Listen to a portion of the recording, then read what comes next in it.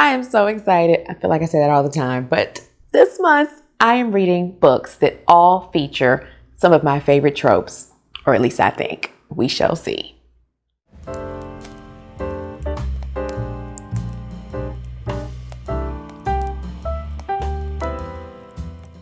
Hello, hello, hello. My name is Nakia. Welcome to my channel. This month, the month of February, the month of love, so they tell us.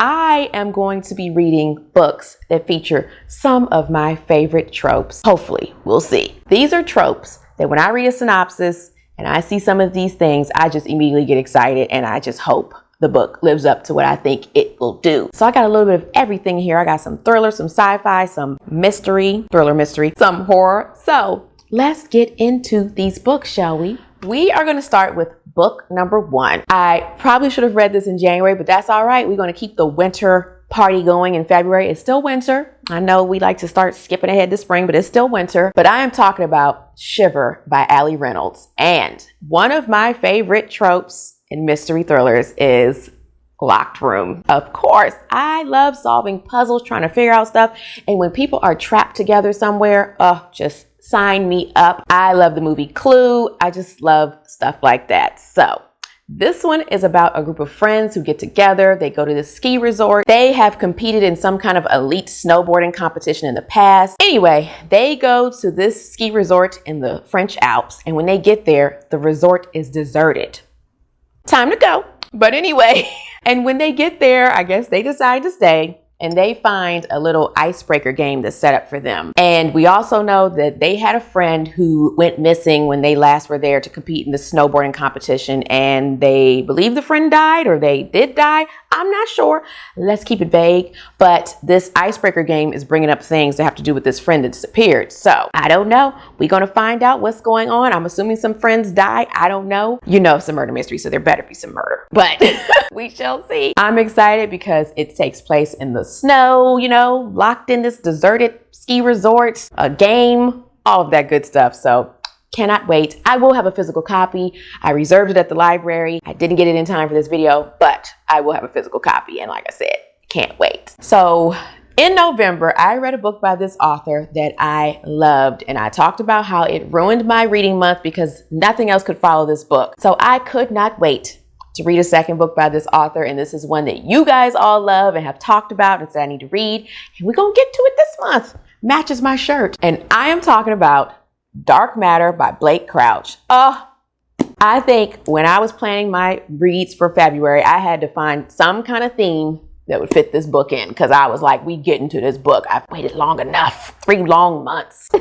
Now, I will say, reading the synopsis, it sounds really similar to Recursion, so I'm curious to see what the differences are. I think from what I see of the quotes on this book from the authors, that it seems like this one's more heartfelt, but from what I know, and his books, you know, when you read the synopsis, I think you're meant to be confused. At least I am. So where does this book fit into tropes that I love? I love the trope of where someone wakes up and reality is shattered. It is not what they thought it was. In sci-fi books especially, because that's mainly where I see this. I just am so intrigued because it's a mystery too. So I want to know what they don't know. That was a thing in Project Hail Mary. Love it, love it. So this fits that. So from what I know, this is about a man named Jason who is knocked unconscious by a masked abductor. But the last thing he hears is, "Are you happy with your life?" And he wakes up and finds that the reality he knew, or the reality he thought he knew, is no longer what is the case anymore. His wife is not his wife. His son is not his son. He was supposed to be a teacher or something, I believe. Yes, he's supposed to be a college physics professor. That's not a thing anymore. And so he has to figure out which one is the correct reality, the one he's in or the one that he remembers. And if it's the one that he remembers, how can he get back to that? Like I said, I loved all of the things in Recursion. This sounds so similar, so I can't wait, and you already know. I hope this lives up to the hype. I hope it's as good as Recursion, because if so, Blake Crouch will be one of my new favorite authors. I already am looking forward to his new 2022 release, so we'll see. We'll see. All right, the next trope that I love, and I've seen this in fantasy, mysteries, etc., but when characters of a book are forced to play a game and there's also a mystery involving this game. I love it, love it, love it. And I picked a shorter book for this one because December and January were rough reading months for me. You will see when I do my December, January wrap up. But I was like, I need some shorter books in here because the struggle might be real and I need to just feel accomplished and like I can get through something quickly. So anyway, this book popped up and I was like, oh, this looks perfect. And I am speaking of The Westing Game by Ellen Raskin. Hopefully you can see this. It is very foily and whatnot, but hopefully it is working out on camera. This one is about 16 people who are invited to the reading of a will of this strange man. And he is going to give his money to someone. But the way it's going to be determined is they have to play a game.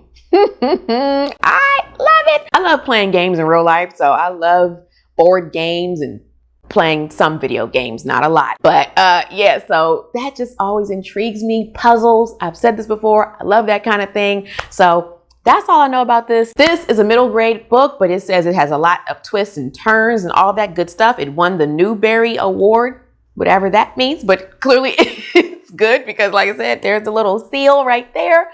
So I'm looking forward to it. It is only 182 pages, so short and sweet, what I need in the month of February, because we all know it is the shortest month of the year. So I need to be able to hopefully get through some things. So I'm looking forward to it. All right, next up, we have a short horror novella. You know I had to squeeze one in, and I'm keeping it short. So hopefully I can stick with it. And this is by an author that I had on my list for my 2021 most anticipated releases video. And I'm speaking of Tate Thompson. And I was really looking forward to his book, Far from the Light of Heaven. I did not get to it yet, but I've heard mixed reviews, so I'm not sure. But I think I still want to read it. But this one is called Nah. Listen to the title. But as you will see it here, this one is about 75 pages. This fits into the trope that I love when someone moves into a house and things are weird and creepy and possibly haunted and they don't know. So this involves a family that move into this house. Of course, it's an old creepy house and things start happening, strange things start happening. And of course, they start to find out something is up with this house. So again, that's a trope that I love. I love it in movies, scary movies. I just love it. So hopefully I will enjoy this. I didn't even know Tate Thompson wrote horror, so I just know him for sci-fi. So like I said, hopefully I will enjoy it. Short and sweet. I will report back. And then next up we have There Is No Cloud by Kat Wheeler. This fits into a sci-fi trope that I love where tech cannot be trusted and it starts to turn on people and there are things being covered up behind this tech because I believe in that in real life. So whenever there's a book that features this trope, I am here for it. So this one is about a woman named Cameron who works for this home automation company, which, you know, is similar to Alexa and those kind of things. And there's this rival company. And while she's helping some of her customers, they want to use this tech from this new rival company. So she's trying to work with them and integrate the two, I guess. I don't really know. A little confused. But she calls tech support to get some help for this new company's home automated device situation. But anyway, she finds some strange things going on. People start dying who have this home tech in their house. And then she has to figure out what is going on. When tech turns on you or people are using it for evil, I ain't here for that. Like I said, that's borderline horror for me. I don't like it. I don't like all this new tech that's creeping in and checking your locations and all that stuff. No. So I am looking forward to it. As I've said about all these, you already know. All right, ladies and gentlemen, that wraps up my February TBR video. If you have any recommendations for any of these tropes that you think I should check out, let me know. No Agatha Christie. Just look up the original title for her book and then there were none and let that take you someplace and you'll see why I'm not interested. But anyway, any other recommendations you have, I will look into them and possibly read them in the future. You can let me know in the comments if you love any of these tropes as well, or what you plan on reading in the month of February that you're super excited about. And if you don't have anything to say, but you still want to show me some love, you can leave me a black heart because, you know, these are tropes that I love and I don't do the red heart situation. Not me. So you can leave me a black heart or a blue or yellow or any other color but red. It's just not my thing. And as always, you can check the description box for lots of little goodies, such as ways you can support my channel. And I think that is it for this video. So until next time, snuggle up in your hideaway with a good book, unplug as much as possible, be kind to all kind, and I will see you in the next video. Bye.